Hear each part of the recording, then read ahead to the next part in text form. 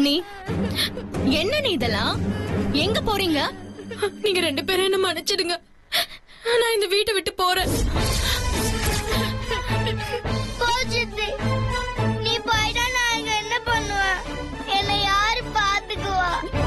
முத்து மாமா உன்னை நல்லா பாத்து பாரு ருத்ரா. நீ ஏன் இப்ப வீட்டை விட்டு போறேன்னு சொல்ற? நான் உன்னை போக விட மாட்டேன். நீ எங்கேயோ போக கூடாது. நீ என் கூடயே தான் இருக்கணும். அண்ணி, எதுக்காக திடீர்னு இப்படி ஒரு முடிவு? தயவு செஞ்சு சொல்லுங்க ப்ளீஸ். முத்து மாமாவுக்கும் ஸ்வேதாக்காவுக்கும் தான் கல்யாணம் ஆக போதுன்னு முடிவாயிடுச்சுல. இனிமே எனக்கு இங்க என்ன வேலை? நான் போறேன். இந்த மாதிரி எடுத்தோம் கவுத்தோன்னு பேசினா எப்படி அண்ணி? என்ன நடந்ததுன்னு சொல்லுங்க. அண்ணனை கட்டிக்கணுங்கிற நம்பிக்கை உங்களை விட்டு சுத்தமா போச்சா என்ன? வெறும் நம்பிக்கையை மட்டும் வச்சுக்கிட்டு நான் என்ன பண்ண முடியும்? அந்த நம்பிக்கை மட்டுமே எல்லாத்தையும் நடக்க வச்சிருமா? எனக்கு வேண்டாம் ஜனனி, எதுவுமே வேண்டாம். நான் எதுவுமே சொல்ல விரும்பல. என்ன விட்டுரு. என்ன அண்ணி இது? எதுக்காக இப்படி எல்லாம் பேசிட்டு இருக்கீங்க? இல்ல ஜனனி, முத்து மாமாவை நினைச்சு நினைச்சு நாம தான் கல்யாணம் பண்ணிக்க போறோம்னு மனசுல கோட்டை கட்டி வச்சிருந்தேன். அது எல்லாம் மொத்தமா சரிஞ்சு போச்சு. வேண்டாம் மாமா, எனக்கு வேண்டாம். அண்ணி, என்ன அண்ணி? அப்படியெல்லாம் விட்டு போயிடக்கூடாது. நிச்சயமா ஏதோ ஒண்ணு நடந்திருக்கு. அது நீங்க என்கிட்ட சொல்லாம மறைக்க பாக்குறீங்க. அதெல்லாம் நான் எதுவும் மறைக்கல. அப்படி எதையும் மறைக்கலனா இதுக்கு முன்னாடி எல்லாம் எத்தனையோ வாட்டி கல்யாணம் நிச்சயம் ஆயிருக்கே. கல்யாணம் ஆன வரைக்கும் போய் கூட கல்யாணம் நின்றுருக்கு. அப்பெல்லாம் வீட்டை விட்டு போறேன்னு சொல்லாத நீங்க இன்னைக்கு மட்டும் ஏன் போறீங்க? இந்த தடவை தான் 10 நாள்ல கல்யாணம் நடக்க போதில்ல, அதான். இங்க பாருங்க நீ, இந்த 10 நாள்ல கல்யாணம் 20 நாள்ல கல்யாணம் எல்லாம் பல தடவை பார்த்தாச்சு. ஆனா ஒரு தடவை கூட நடக்கல. இந்த தடவை மட்டும் நீங்க இந்த முடிவெடுத்தீங்க. இந்த ஊரே என்ன எதிர்த்தா கூட எனக்கு எந்த கவலையும் இல்ல, எந்த பிரச்சனையும் இல்ல. ஆனா முத்து மாமா மனசுல நான் இல்லைங்கிறது எனக்கு நல்லாவே தெரிஞ்சிருச்சு. அதே மாதிரி கல்யாணம் நெருங்க நெருங்க நான் இங்க இருக்கிறது மாமாவுக்கும் மத்தவங்களுக்கும் கஷ்டம் தானே. என்னால தேவையில்லாம பிரச்சனை வரும். புரியுற மாதிரி கொஞ்சம் சொல்லுங்க நீ. நீங்க என்ன சொல்ல வரீங்கன்னு என்னால சத்தியமா புரிஞ்சுக்க முடியல. மாமாவுக்கும் மத்தவங்களுக்கும் கஷ்டம்னு சொல்றீங்க. அந்த மத்தவங்க எல்லாம் யாரு? நீங்க யார பத்தி சொல்ல வரீங்க? விடு ஜனனி, நான் போறேன்.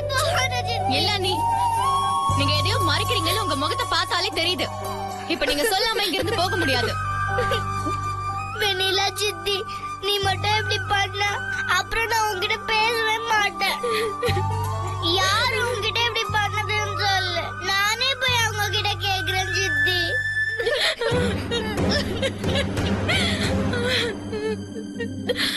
ஸ்வேதாக்கா என்ன பண்ணாங்க தெரியுமா?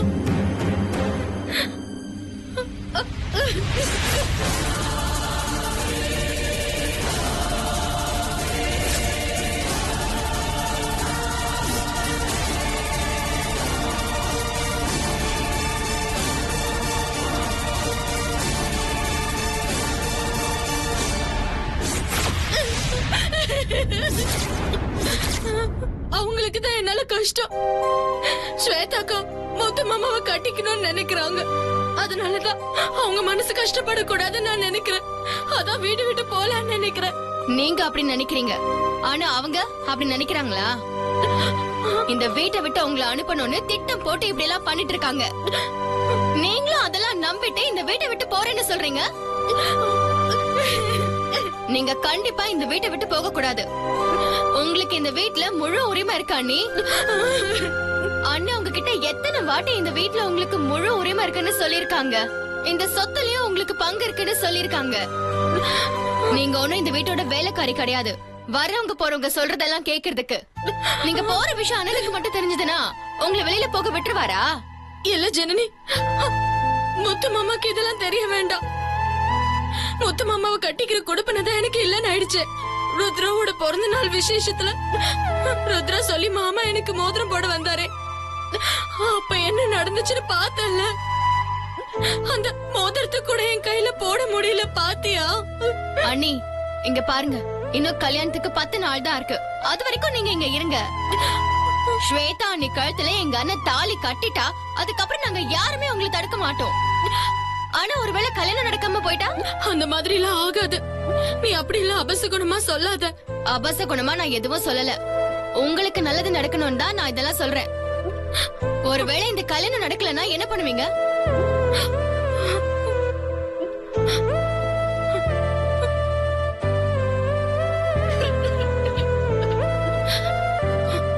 அண்ணி இதெல்லாம் விடுங்க. ருத்ராவுக்காக இருக்கலாம்ல அண்ணி. இவ்வளவு தூரம் நானும் சொல்றேன், ஜனனி அத்தையும் சொல்றாங்க. நீ அடம்பிச்சுட்டே இருந்தீன்னா போச்சுது. நானும் எங்கேயாவது போயிடுறேன்.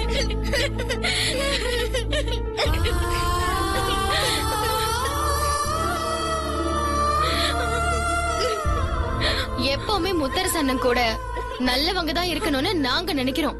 நீங்க எப்பவுமே அண்ணன் நல்லா இருக்கணும்னு ஆசைப்படுறவங்க. நீங்க அண்ணன் கூட தான் இருக்கணும், அதுதான் எங்களோட ஆசை. இவ்வளவு நாள் எவ்வளவு கஷ்டம்லாம் தாங்கிருக்கீங்க. இன்னும் 10 நாள் நீங்க எங்களுக்காக இருக்க கூடாதா?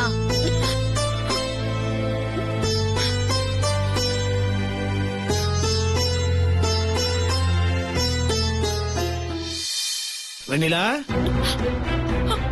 வெண்ணிலா, முத்து மாமா,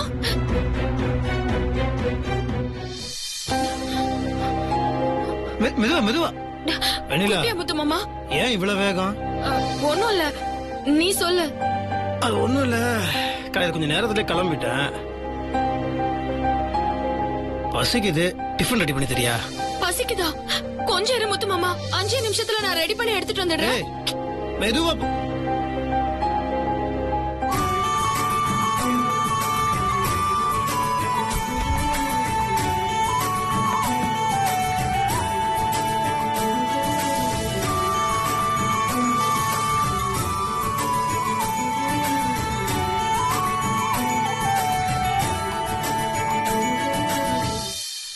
முத்து மாமா கொஞ்சம் இரு, நீ தண்ணி மட்டும் குடி, நான் வந்துடுறேன். சரி வெண்ணிலா, பொறுமை பொறுமை, இவ்வளவு பதட்டம் வேண்டாம். நீ அவசரப்படாம கொஞ்சம் பொறுமையா பண்ணு, நான் வெயிட் பண்றேன். நீ வரதுக்குள்ள நான் 2 பழம் சாப்பிட்டுட்டு இருக்கேன். ஐயோ அதுக்குள்ள நீ முத்து மாமா, பழம் எல்லாம் சாப்பிடாத, அப்புறம் பசி அடங்கிடும். நீ அப்படியே இரு, நான் இப்பவே ரெடி பண்ணிடுறேன், சரியா? சரி இரு.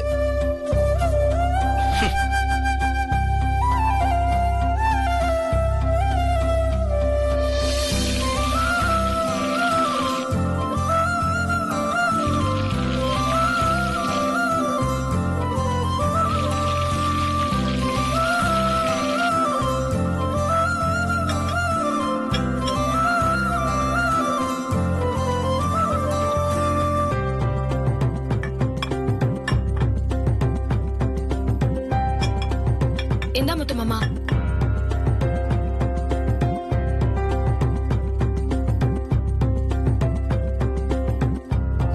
சாப்பிடு.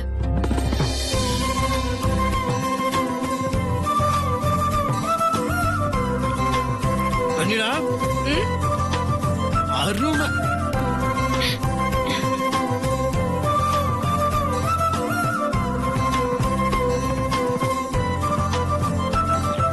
அடடடடா, எவ்வளவு நல்லா பண்ணிருக்க. பசிச்ச வயிறுக்கு பணியாரம் கிடைக்கிறது பெரிய பாகியம் இல்ல?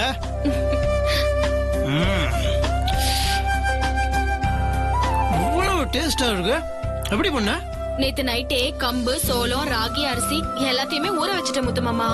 அது எடுத்து காலையில அரைச்சிட்டு, அதுக்கப்புறம் அதுல வந்து வெங்காயம், பச்சை மிளகாய், கருவேப்பிலை, கடலை பருப்பு எல்லாத்தையும் போட்டு தாளிச்சு அதுக்கப்புறமா சுட்டு கொடுத்தேன் உங்களுக்கு. நல்லா இருக்கா மாமா? ரொம்ப நல்லா இருக்கு. நீ எப்படி பண்ணதான் கேட்டேன், அதுக்கு நீ கிட்ட சமையல் குறிப்பெல்லாம் சொல்லிட்டு இருக்க. நான் நல்லா இருக்குன்னு சொன்னது டேஸ்ட. நீ நல்லா சமைப்பேன்னு எனக்கு தெரியும், ஆனா வழக்கத்தோட அதிகமா சூப்பரா சமைச்சிருக்கிய. அது எப்படின்னு கேட்டேன்.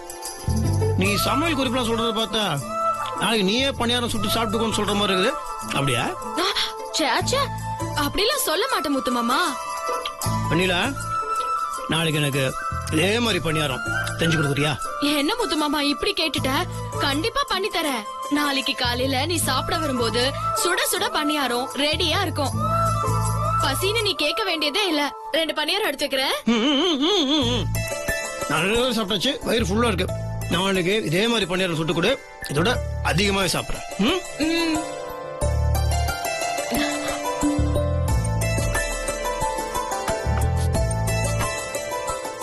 என்னங்க வெண்ணிலா அருமை. நாளைக்கு இதே மாதிரி பண்ணி கொடுக்கணும் சரியா?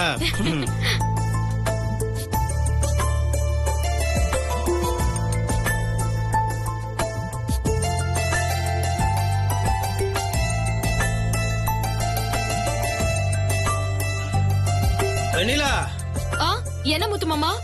போன் அங்க டேபிள் வச்சுட்டு வந்துட்டேன், ரூமுக்கு எடுத்துட்டு வந்துரு.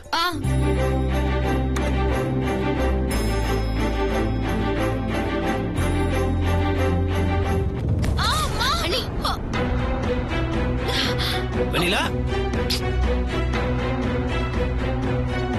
என்ன என்ன என்னாச்சு? காலை காட்டு. இந்த காலா நீ காலை காட்டுமா? விடு வெண்ணிலா, நான் பாக்குறேன். இருக்க பாரு, சாதா கதை பிறந்து இருக்க போது. நீ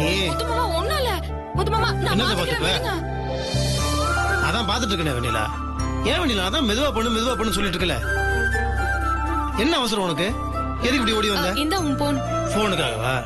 எதுக்கு? இதுக்காக இவ்வளவு அவசரம்? அடி வாங்க போற நீ. எதாவது ஆயிருந்ததுன்னா நல்ல பொண்ணு நீ போ.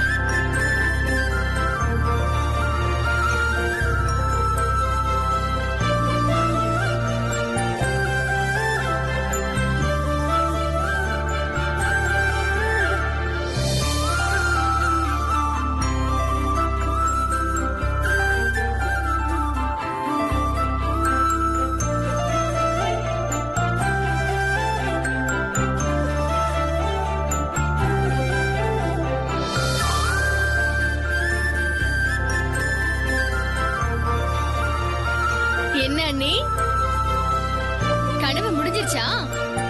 தட்டின இடம் வலிக்குதா இல்ல ரொம்ப சுகமா இருக்கா? போ ஜனனி, சும்மா என்ன கிண்டல் பண்ணாத.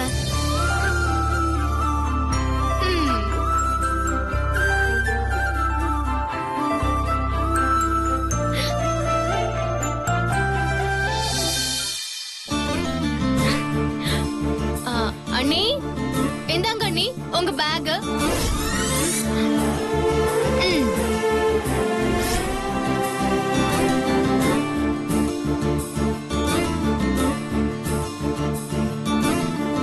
என்ன சித்தி முழிக்கிற?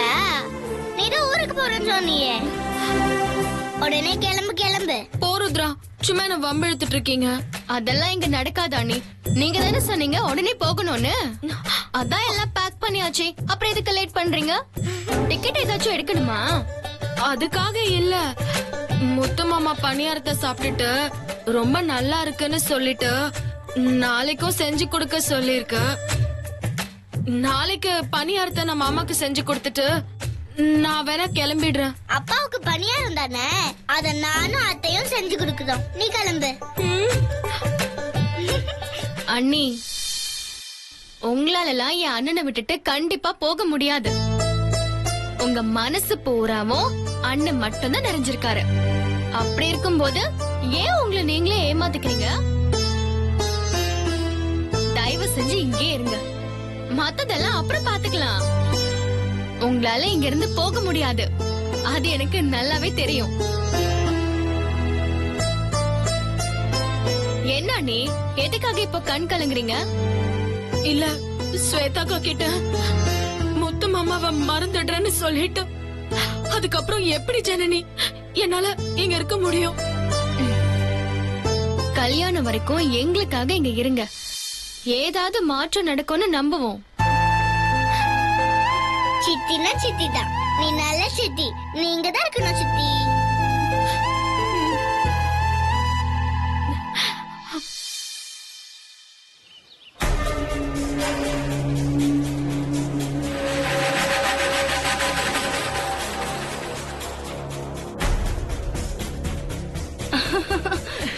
கங்க்ராட்ஸ் ஸ்வேதா. கங்க்ராச்சுலேஷன்ஸ் டி. Thank you. Congrats D.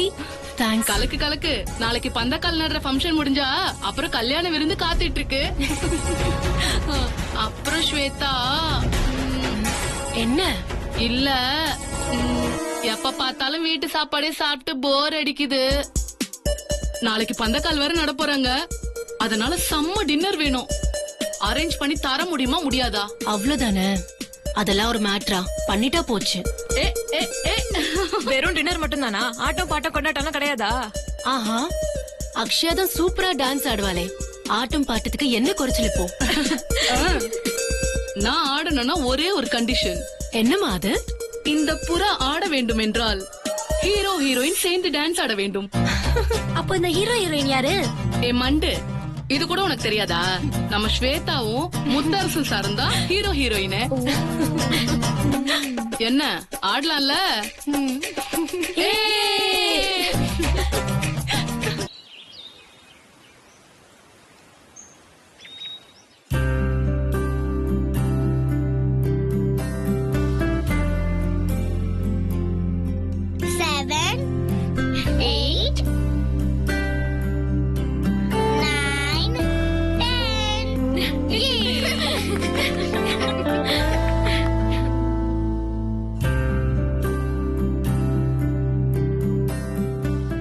ஐயா,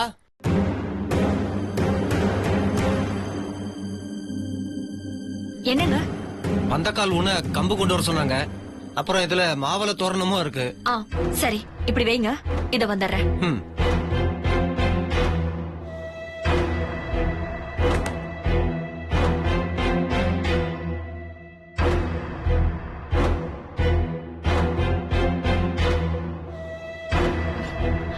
இந்தாங்க.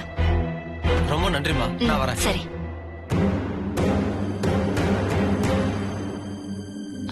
அண்ணி, உங்களுக்கு வந்து ஒரு கண்டிஷன். என்ன கண்டிஷன்? உங்க கண்டிஷன் மோசமா இருக்கிறதால உங்களுக்கு ஒரு கண்டிஷன். நாளைக்கு முத்து அண்ணா ஸ்வேதா கல்யாணத்துக்கு பந்தக்கால் நட போறாங்க. ஆனா இப்ப கூட நான் ஒண்ணே சொல்றேன், கேட்டுக்கோங்க. இந்த பந்தக்கால் நடுற விசேஷம் மட்டும் நல்லபடியா நடக்காம போனா நீங்க கல்யாணம் வரைக்கும் இந்த வீட்ல தான் இருக்கணும். அதுக்கு ஓகேவா இல்லையா? அது எப்படி பந்தக்கால் நடுறதெல்லாம் நல்லபடியா நடக்காம போகும்? இதுக்கு நான் சரின்னு சொன்னா நீங்களே பந்தக்கால் நடுறத கெடுத்து விட்டா நான் என்ன பண்றது? என்ன அண்ணி, எங்களை போய் இப்படி எல்லாம் பேசுறீங்க? நாங்க எதுக்கு அப்படி எல்லாம் பண்ண போறோம்? அதுவும் முத்தான கல்யாணத்துக்கு எடுக்கிறதுக்கு நான் நினைப்பேனா? அதானே. அதையும் மீறி நாங்க ஏதாவது பண்ணணும்னு நினைச்சாலும் அதுக்கு ஸ்வேதா விட்டுருவாங்களா என்ன? அதோட இல்லாம நாங்க 24 மணி நேரமும் உங்க பக்கத்துல தானே இருக்கோம். அப்புறம் எப்படி அண்ணி தப்பு நடக்கும்? யோசிச்சதெல்லாம் போதும். நான் சொன்ன விஷயம் உங்களுக்கு ஓகேவா இல்லையான்னு சொல்லுங்க. சரி சரி, நீங்க இவ்ளோ தூரம் சொல்றதுனால எனக்கும் ஓகே தான். ஆனா நான் சொன்ன மாதிரி நீங்களா எதுவும் கெடுக்கிற மாதிரி பண்ணிடக்கூடாது, சரியா? என்ன அண்ணி நீங்க நம்பாத மாதிரியே பேசிட்டு இருக்கீங்க. போங்க போங்க.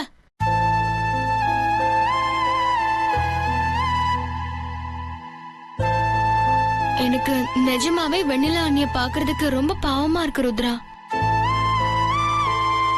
இந்த வீட்டுக்குள்ள வந்ததுல இருந்து அவங்க ஏகப்பட்ட கஷ்டத்தை அனுபவிச்சுட்டாங்க.